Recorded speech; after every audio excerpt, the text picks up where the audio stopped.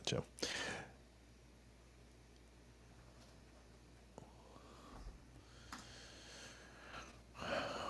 All right, welcome to Double Fries No Slaw, brought to you by Guthrie's, powered by BetUS. We'll give some love to some other folks here in a little bit, but it is Wednesday night, Richie. It's preview night, and this preview probably feels a little bit different than we thought it would when we first kind of set out for what we thought would be the season. Um, we'll get right into it. Memphis this weekend. But how's your week been, man? We'll start with that. Maybe start with some good news. It's been good. It's our department. We're celebrating our week at work this week, and really excited about that. And just going from there. Trying to. The Bucks won, so there's some good. Oh, Richie's computer is struggling, so we'll just get started. All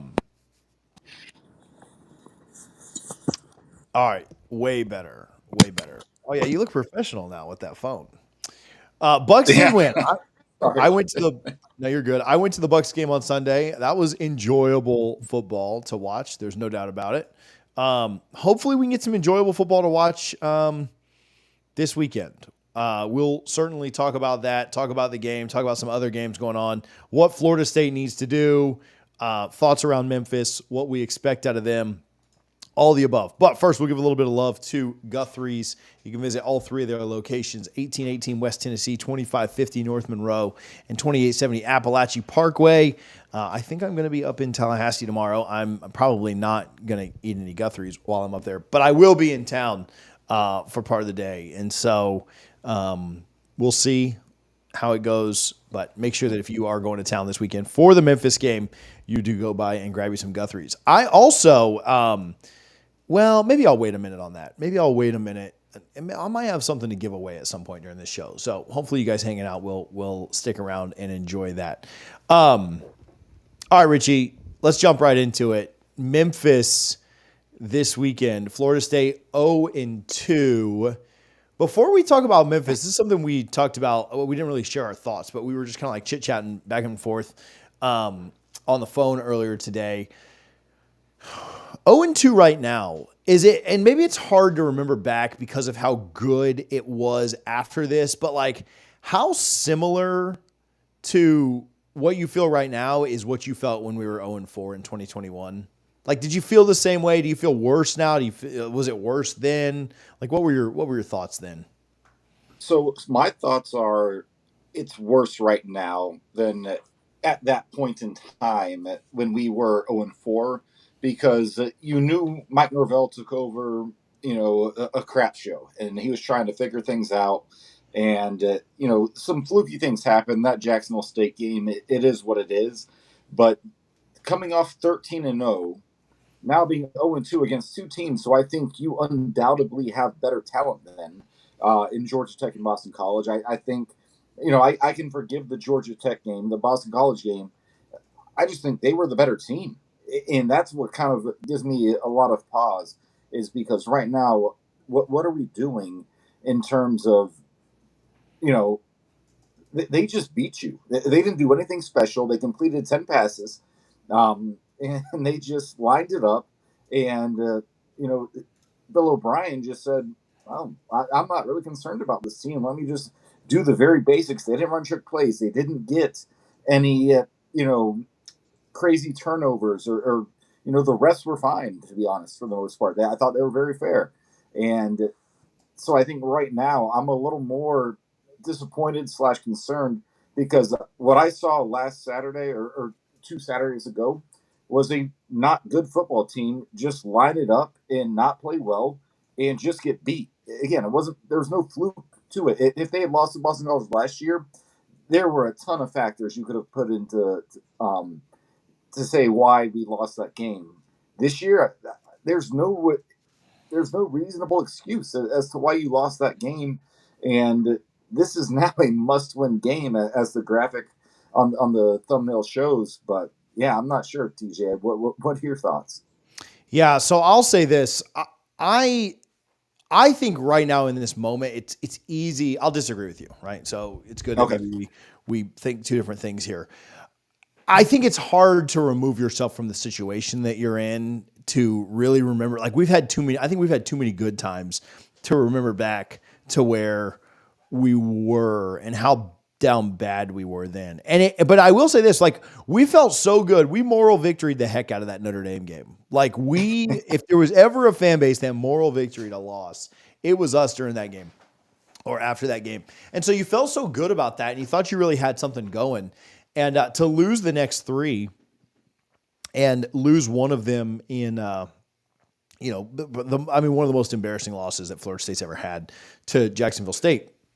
Like that was down bad. And I'll tell you why I think that was worse. And, I'd love to hear people's comments or their thoughts of this. But to me, why that was worse was because you didn't know if you wherever I didn't know that we would turn it around. Like we had won 3 games the year before. We were 0-4. We were coming off the last years of Jimbo, the Taggart years, and it just felt like, man, we just might be down bad forever. And so to me, that was a more hopeless place. Now you might say that this one's more disappointing, and that I would agree with that. Like I think that's fair. Yeah. This is more disappointing. That was more hopeless. Like I just thought like, yeah, we're never getting out of this. Like we're not beating Miami this year. We're not. Clemson's going to kill us. Which they didn't. We played Clemson really well. We beat Miami. We played Florida well at the end and couldn't get the win. Lost by 3. But like that was more hopeless to me at 0-4. And at least now I know that like first of all, not only could I don't think we could turn it around in the way of like, oh, season is salvaged. Now, I mean, if they win 10 straight, then yeah, season is pretty salvaged, but I don't expect that. But I do think at least, they've shown you in the past that like they, Norvell specifically can turn things around. And I'm not saying he does, but he's kind of shown you that propensity to like we went from 0-4 one year to winning 10 games the next year, right? So it can be done. It can be done quickly. It'll be harder to do it this time. You're not going to come up and surprise anybody, but you are still in a conference that you're going to be more talented than just about every team on your schedule, every week except for the week you play Clemson and Miami, And so like, man, if you just get them to be back at kind of a bare minimum, like next year you should go 6-2 in the ACC, right? Like if you think about it from that perspective, like, if you can just get back to like, just beat the teams you're supposed to beat. You'll go 6-2 in the ACC. You'll win 1 cupcake game. That'll be 7 wins. Florida, who knows what they're still going to be. That's 8 wins. And you could see the path to a pretty decent season. It's obviously tough to know Alabama's on that schedule. Like that's certainly not going to be easy. But it feels less hopeless than 0-4 did. Yeah, no, I agree with that. I think you hit the nail on the head when you said it. It's more disappointing, right? The 0-2 this year is more disappointing than 0-4 was a couple of years ago, and I think that's where I'm kind of at right now because, again, I can look past the Georgia Tech game, but I cannot look past that Boston College game because we just did not look like a good football team in that game. And Memphis comes to town. I haven't seen the latest line, but the most recent I saw was Florida State favored by 6.5, and only be favored by barely less than a touchdown against a Group of 5 team. That's a little upsetting coming off 13-0. And I know you lost 10 guys to the NFL. You lost a ton of talent, and I understand that. But the investment you made in DJ Uyunglele and that's been an extreme disappointment so far. We'll see what happens this week, but I think that conversation only heats up if he does not perform. We'll see what happens. I by no means, I want to make this clear. By no means am I giving up on Mike Norvell or anything like that. I do think he's the right coach for this job right now. But man, he's found himself in a very tough spot based on how this season has started, and that's unfortunate because he had all the goodwill built up in the world with this fan base, and he still should, in my opinion. I do think he's the right guy. I cannot say that enough. But there are a lot of fans that are like, "What the heck, Mike Norvell? We just gave you, a 10-year, $80 million contract, and this is how we're going to start our season." Yeah, it's like anything in life, right? Like, you've heard cliches about like whether you were in school or work or with kids or your parents or just whatever. Like, it's so much harder to build up trust than it is to lose it. Like, you can lose trust real easy. Like, if I lie to you, Richie, just personally, me and you, like, it's going to take me a little while to get your trust back, right? Years, Yeah. months, years, whatever. I mean, it's kind of the same thing here, right? And I'm not saying Norvell lied to anybody, but it's kind of the same thing, right? Like, it takes a long time to build up that trust. But I mean, Florida State fans, like, and I'm not saying everything's Mike Norvell's fault, but at the end of the day, he's responsible for what this team does. And he gets paid very, very well to be responsible for that. So I don't really feel, I fully support him and think that he is the guy to potentially turn this thing around. But yeah, he makes a lot of money and criticism is very fair and very deserved. And so you can support somebody and still kind of talk about like where you think improvement needs to happen and stuff. But I think, he is at the end of the day responsible for assembling this staff, and he's responsible for assembling this roster, and he's just responsible for assembling this program. And you cannot play three teams that you're better than to start the year and lose to all three of them. And that doesn't, and I'm not saying they're going to lose. We'll talk more about Memphis in a minute, but yeah, that cannot be a thing you do at Florida State, right? This isn't UF where we recycle through coaches every 3 years, right? And so yeah, you've got to be better. It's not Miami where they're on a new couple coaches every couple of years, right? It's just not what happens here. And so yeah, you have to be better. And Florida State fans, like this isn't a situation where like they never bought in and they hated the guy. Like Florida State fans have been telling people all off season that he's a top 5 coach and fighting any Alabama fan that wanted to get anywhere close to anyone's mentions about who was offered here or there or whatever. Like this isn't a situation where like fans are just have always hated Norvell or something. Like it certainly is one that is tough, but one that I don't think is unfair. And I think Norvell's even mentioned that criticism. Well, you know what? Actually, it might have been a different press conference that I was watching, but criticism is certainly deserved in certain situations. That doesn't mean you're not supporting, but you certainly expect more and expect better. So yeah, they certainly cannot lose. If we get to 0-3, I will say like, man, if we, the closer we get to that 0-4 start of 21, that's where I start to get like, man, this is not good. The other thing is that in 2021, who are the losses? So Notre Dame, 18-point favorite. Not really that upset with that loss. You lost to Wake Forest, who was pretty good that year, and you lost to Louisville, who was in Jacksonville State. Obviously, that was pretty bad. But you lost to 3 teams that I thought were like okay, like they not like awful teams. And so like that's different. The first 5 teams you played this year, you're much better than, and so that's kind of the issue. Is he's got to figure out a way to inspire some confidence and kind of get things back moving in the right direction. So, all right, Memphis specifically, 2-0, haven't played anybody. You've got the note here, won 40-7 against North Alabama, 38-17 against Troy. So they're putting up a lot of points, again, against even lower competition than even Memphis is themselves. Like, I certainly don't know that I would suspect Memphis to put 40 up on even most ACC teams. We'll see what the Noles can do this weekend. But a team that can score, I mean, they've scored 78 points, and what are we at for the year? Like 40 something, right? So they, I know that the competition is different, but they've about doubled up what we've done in points. And man, Ryan Silverfield and that staff has done a good job of taking over Mike Norvell and being really solid. Like Richie, they're a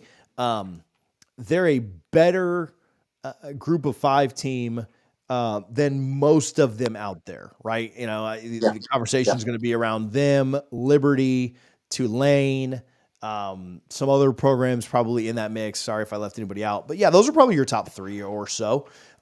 Liberty, Tulane, Memphis, as your kind of like your top FCS programs. They're a top probably 5-10% FCS program. I'm sorry, FCS group of 5 program. And so you certainly can't take them lightly. Like they're gonna, they ain't gonna go light on you because you're not very good. Like a win against Florida State means as much today as it would against the 2013 Florida State team for these Memphis kids. And so, they're the kids that get passed over. They're the kids that have to transfer down. They're the kids that don't make the group of 5 or the Power 5, Power 4, I guess now. So I certainly expect Memphis to come out pretty guns blazing, pretty balls to the wall to try and win this thing. Yeah, and you know what? When Mike Norvell was hired, obviously, I think we're all fairly happy with Alex Atkins and the job he has done. But we really wanted Ryan Silverfield to follow Mike Norvell to Tallahassee, and he ended up getting the head coaching job at Memphis. So nobody can blame you for taking a head coaching job as opposed to a position coach job at a Power Five school like Florida State, who's been down for the past 3 to 4 years. But I do think the fact that Ryan Silverfield knows Mike Norvell so well, and he's been in those meetings with him week after week to see how he thinks and how he processes, what his game plan is, and how he's going to attack a game. I do think that makes this game a little more tricky, and I think that the spread right now kind of suggests that, and it's a little concerning. I think if this was another top group of five team like a Tulane, I'd feel a lot better. And we'll get into predictions. I still feel fairly well about this game, but I think the fact that Silverfield knows Mike Norvell so well and knows what he wants to do offensively, and he knows Adam Fuller. So there's just a lot going on there to where typically when you have a Power Five team playing a Group of Five team, you don't have that familiarity between coaches. This is that rare example where you definitely do, and will be very interesting to see how this plays out this weekend. So let me ask you that. Not to argue with you the whole night, but I mean, wouldn't the same advantage kind of hold true though for Norvell, kind of knowing what Silverfield's tendencies are as well? Or maybe do you think it's a little bit different, or what are your thoughts there? No, I think that's a fair point, and I think Mike Norvell definitely has the better players. I think what I would love to see this weekend, and we've been critical of DJ Leonglele, and I think it's been fair, but does Mike Norvell just let him loose? Because I feel like, and tell me your thoughts on this, TJ. I feel like he's had a kind of a leash on him a little bit, and hasn't really just unleashed him. Like, go here's the full playbook. Let's see what happens. And maybe that's because he doesn't have faith in the receivers or the tight ends. And we've not seen any reason to have faith in the tight ends for the first 2 weeks so far. But I think that probably plays a role too. If Mike Norvell, you talk about playing loose. Let DJ just go do whatever he can in the offense. Give him, the full offense as disposable, and allow or just trust that the receivers and tight ends will do what they're supposed to do. We saw a very uncharacteristic drop from Lawrence Soteli last week. Don't let things like that creep into the back of your mind and decide how you're going to call the offense. Just call it the way you would have with Jordan Travis last year. DJ is not Jordan Travis. So I'm not trying to say he is, but call the offense like that, or even more, Jordan Travis in the offense of 2022. Because I feel like he's really been, handcuffed a little bit, kind of like Tyreek Hill these last few weeks. Golly. Yeah, it's been frustrating to watch. Like, the offensive stuff just doesn't make a lot of sense. And last No. week, 2 weeks ago, they looked like they were scared to pass the ball. Last week, if anything, I don't know that he fully made it wide open for DJ, but I mean, threw 40 times, and they just feel like they didn't care about the run. And, you would think in this game, you should be able to establish a little bit more of a ground game. Like, as lackluster as the offensive line has looked, I mean, this is a group of five defensive line. If you don't do it this week, if you can't get run push this week, then everything we heard about this being a great running game and a great offensive line, I'm not necessarily sitting here willing to just forgive the first 2 weeks or with the week 0 and the week 1. But I almost like if you could just go out and be dominant against a group of five team, a good group of five team. Don't let me, Memphis folks, don't jump in on my throat.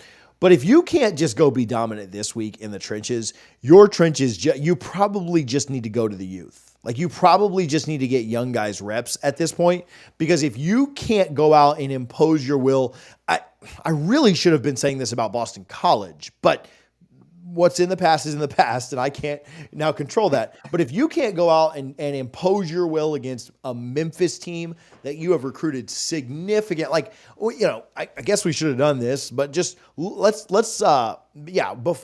the end of the week, I will look up the weight disparity between Florida State's trenches and Memphis's starting trenches. And if you can't impose your will there, then man, we got way bigger problems, right? So I Yeah. would think that we can use the run to open things up a little bit. That said, we did kind of use the run to open things up against Georgia Tech, and they did bring guys down to the box, and Norvell still seems scared to throw it. I don't necessarily think he's scared to throw it anymore because, again, you threw the ball 40 plus times last week, so you would think that you'll be a little more apt. Wide receivers have struggled to get separation. Again, group of 5, you should be able to get a little better separation in this one. Now, catching the ball has been a different story. Again, if Toa Philly catches that first one, he probably runs for 35 yards. It's just been timely mistakes or very costly timing of mistakes. And so, yeah, hoping that you can use that run to set things up. And again, if you can't do it this week, I've got a lot of concern for the rest of the year because this one just feels like, all right, this is your get right game. This is your bounce back. You're playing a group of 5 team, a good group of 5 team, but you got to stop them. Seth Hennigan, their quarterback, has been pretty solid this year. I don't think he's been lighting it on fire, Richie, but he's certainly been good. Like, he's certainly capable, and they like to throw the ball. I mean, they're going to try and throw. They've got a pretty good running back we'll talk about in a minute, but I think they're going to try and throw. And so I am excited or interested to see how that matchup works. I think the last 2 teams you played really like to power run you and then use the quarterback run at times. And not that Hennigan can't move at all, but it does feel like this will be a little bit different stylistically. And can our defensive backs kind of shine in a situation like that? So I think they try and pass a little bit more. Maybe not, though. Maybe they've seen the tape and said, like, we run all over this defensive line and these linebackers can't tackle. But I think Memphis is going to try and stretch the field a little bit and use and lean on their passing game, son, because that's just kind of their MO. That's kind of their DNA.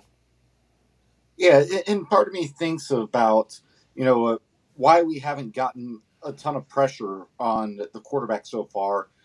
Haynes King is obviously he's very mobile. Castellanos for Boston College is as well. So were they just hesitant in terms of their pursuit, whether it be a likely run or pass? It doesn't matter.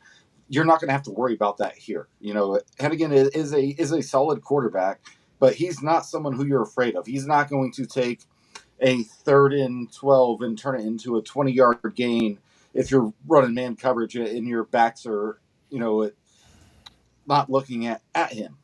I just don't know. I think this is going to be a true set test to see where this defense really is. I think you've probably played the 2 most mobile quarterbacks you're going to play all year. Cam Ward at Miami, he's another story. We'll see what happens.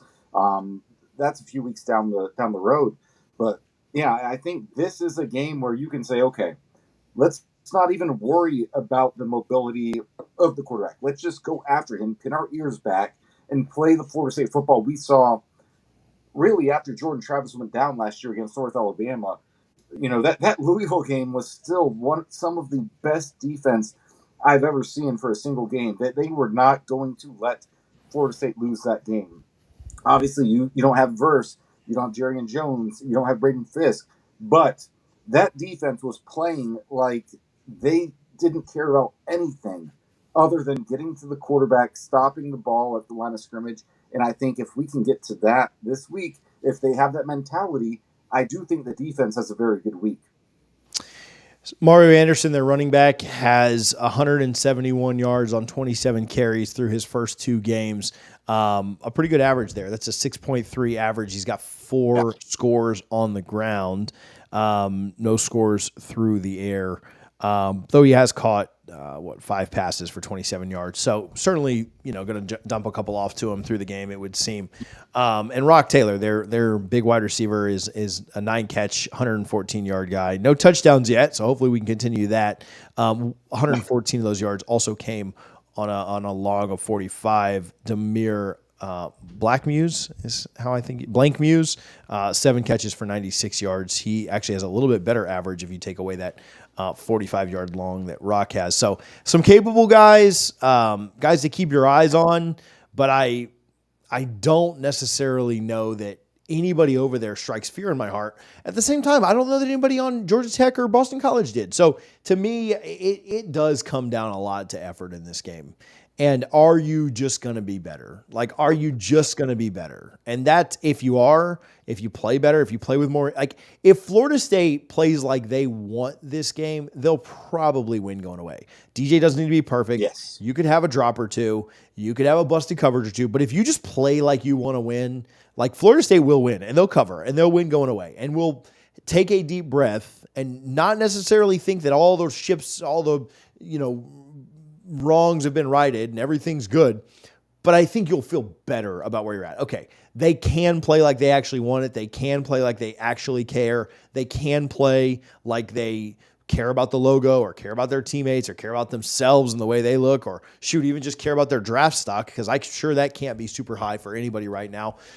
If they do that, then I think they have a pretty good chance of winning this and winning going away. It's crazy that we're having to do a preview on a group of 5 teams saying, like, well, if they just act like they want it, they'll go out and win, when the preview should honestly be right now, like, how much playing time do the young guys get? But that's not the situation that we're in right now. So, yeah, I think if the effort level is there, they'll be in really good shape this weekend. Norvell's really good coming out of the bye. Like, he's been really good coming out of the bye. And you would hope that coming out of the bye, they've gotten if they can just clean a little bit up.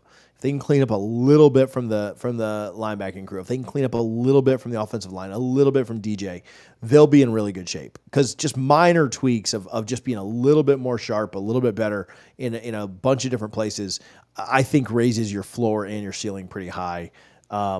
Compared to where I think it was after Boston College, right? After Boston College, you're looking at it and you're like, man, there's a 3-win team. If you can go out and win this weekend, beat a team that's very capable, you feel better. And then you start to look around a little bit and you say, well, Cal's not much better than Memphis, and they got to come West Coast to East Coast. And then you look around and you're like, well, SMU's getting embarrassed by everybody. So, like, you can go beat Memphis. You could get back on the right side of 500. Now, I'm not saying you go to anything crazy, not trying to predict like everything's all hunky-dory. But you can beat Memphis. You can start to see a path out of this hole that you dug yourself. And obviously that's what they need to do. Any thoughts before we go on to our pick 6?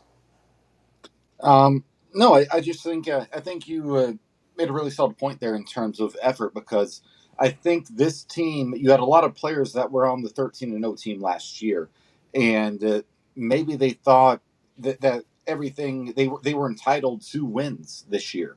And Georgia Tech said, no, I want this. And they, again, that game, it's weird, another country, whatever. But that Boston College game, I have a hard time, just giving a team a pass on that one, because they didn't look like they wanted it. Like, Boston College looks like they wanted it. So If you show up this week, and hopefully Mike Norvell, I think he's a phenomenal coach. I think he can get the message across to the team that, hey, guys, last week was unacceptable. This week, come out, play like you care, like you want this, not like you are entitled to this, but go out and take it. If he gets that message across and the team buys into it, I think Florida State could win this one going away, beating the spread by a large bit. So I'll leave it at that before we do our pick 6 and get the predictions at the end of the show here. Yeah, I mean, at the end of the day, it is Mike Norvell's job to motivate this team and inspire this team and coach this team to a win. And it will rest squarely on his shoulders what happens this weekend.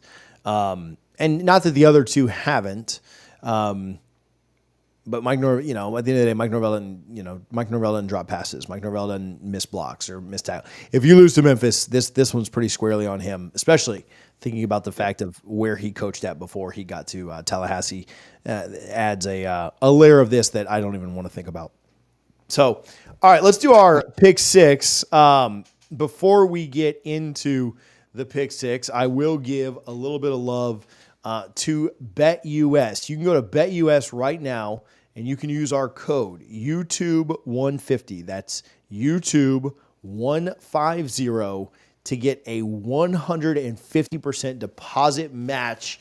You get 150% on your first deposit, and then your next two are back down to the 120. But they're running a little bit of a special right now, 150% on your first deposit up to $2,000. then your second couple subsequent deposits are down to that 125%. But if you just bet it, if you do the whole $2,000 up front, then you get the extra. So I don't know how many of you guys are dropping $2,000 on one deposit to start things out, but I know Hunter in here and some of y'all big ballers are. So make sure you go over to BetUS, use the code YouTube150, get that little bit of extra bonus, that extra deposit bonus. They've got some of the best lines in the game, some of the best customer service. We appreciate them for their support. Let's get into our pick six for this weekend. All right, Richie, the only ranked matchup on a Friday night. I honestly cannot wait to watch this because Kansas State had a phenomenal game this past weekend against Tulane, a game that Tulane really should have won if not for a fumble six. I spoke with a Kansas State insider today, and he's got me kind of believing. I'm going to take Kansas State here, and I think it's – I don't know. It's ballsy, but the fact that all the money's on Arizona and the line's not really moving anywhere makes me think that I'm going to take Kansas State -7. All the money went against Florida State last week, and we saw why. Give me Arizona, just because. Another big favorite. The slate this weekend, I'm never going to complain about college football, but the slate this weekend, not the best. Do you like Kansas State or Arizona to win outright? I certainly, I got them covering, but I like Kansas State to win the game, even if they don't cover. I'm going to sprinkle some on Arizona money line. Not a lot of money, but I think there's some value there. Alabama -16.5 at Wisconsin. Alabama's number 4 team in the country. They struggled this week with USF. I think Alabama rolls here. No pun intended. I think they beat the crap out of Wisconsin. I think Tyler Van Dyke is going to struggle. He's a drop back passer, and I think what Alabama struggles with is mobile quarterbacks. He has no mobility. Alabama gets maybe a tackle or two back. They struggled on the offensive line last week a little bit. I think Alabama wins here and wins big. I would love to be able to jump around this weekend watching this game. But the wife being a huge Bama fan, I just want her to be happy. And for that reason, I do think Alabama wins regardless. I think Milroe actually has a really big game. He's come from a guy that got benched last year to now a potential Heisman favorite. I really like Jalen Milroe, and I had fun watching Alabama last week, even though they did not play well at all. It was just fun, seeing someone other than Nick Saban on the sidelines. Kayla DeBoer, Alabama, they get it done, 20-plus point win. LSU -7 South Carolina. This would be a fun one to be at. My best man at my wedding was a South Carolina fan. I think LSU probably wins, but USC covers. I'll take South Carolina to cover. I think LSU gets the win, though. I think being in Columbia is alters things a little bit, but I still think LSU covers it, even if it's a late backdoor, a field goal at the end of the game to push it from 6 to 9 points or 7 to 10. I'm going to take LSU on this one. Missouri, 16-point favorite against Boston College. I'm not really buying the Boston College hype, but I will say that it ends up being closer than 16. So Bill O'Brien will coach them up. No letdown after beating Florida State a week or so ago, or 2 weeks ago now. I think Boston College covers. Missouri wins by 10. Yeah, I'm with you on this one. Boston College does cover, but they do not win the game. Oregon, number 9 team in the country, has not played extremely well. I did a season preview prediction for them, and I had them going 12-0. That doesn't look like it's going to end up happening, but we'll see. Long season. They're a 16-point favorite at their rivals, Oregon State. I'll let you go first on this one. I've gone first on all 4 of them, so your turn. Civil War on the road at Oregon State in Corvallis. I'm going to take Oregon State. I don't know if I'm ready to say they could pull the upset with the money line outright. I do think 16 points is a lot for this game, just given what it is. So I'm taking Oregon State at least on the spread for this one. Yeah, I'll go Oregon to cover. I think they'll play a little bit better this weekend. I think it'll be a close game for a half, and then Oregon will kind of salt it away and play well. I think Dan Lanning will kind of get to them and get them a little bit more right. UGA is a 24-point favorite at Kentucky. Kentucky. I don't know, man. I got UGA here. Kentucky lost by 25 last week to South Carolina. I think UGA goes in. I think UGA goes in and absolutely pummels them. In Lexington, I do think this is a Kentucky team. Mark Stoops, he's a solid coach. In a game like this just I would not bet Kentucky money line, so please don't anybody do that. But man, an outright upset would not shock me. No, I'd be floored. I'd like UGA to win this thing by $1 billion. So UGA wins that one. And then Florida State right now at like 5. Where are we exactly? Let's take a look at it. We're Let's 6.5 last I checked. 6.5 for Florida State. But we can do our predictions while I'm looking this up. Florida State. I'm on Bet So I'll US start website right now. Figure out if the spread covers. TJ, Oh, I 7. think It's all the way up to Florida State 7. bounces back. What's that? It's all the way up to 7. Okay, so I think Florida State does bounce back, and I think they cover that. I still think there's going to be a lot left to be desired in terms of what we see from the offense. I'd love to say we're going to score, 45 points. I just can't see that. But I do think the defense, given the quarterback situation for Memphis, does have a game where they kind of show up and say, hey, okay, we're not just going to get destroyed. I think Florida State wins this game 27-17. I think it's on the lower scoring end because I'm still not sure that Mike knows what to do with this offense yet, but I do think the defense shows up. 27-17, Florida State wins.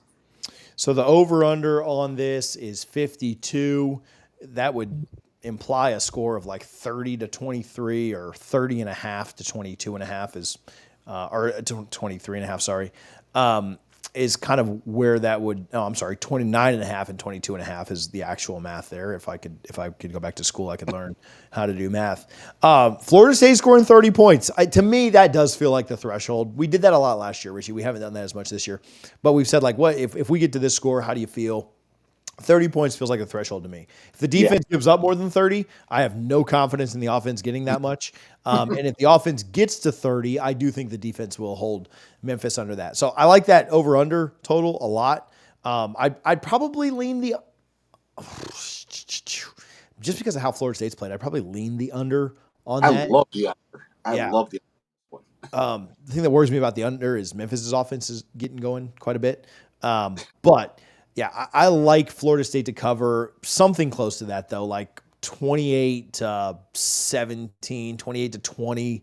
A close game, a relatively close game, but one that Florida State escapes with. Wins, maybe never in doubt. Maybe I can say that. Probably not, but I'll say that anyway. Never in doubt, Florida State wins 28-20. That seems like a good final score. 28-20. Hey, I see somebody else just did that like 3 minutes ago. So, yeah, good on you for having the same score. 28-20. Richie, any shout outs before we get out of here?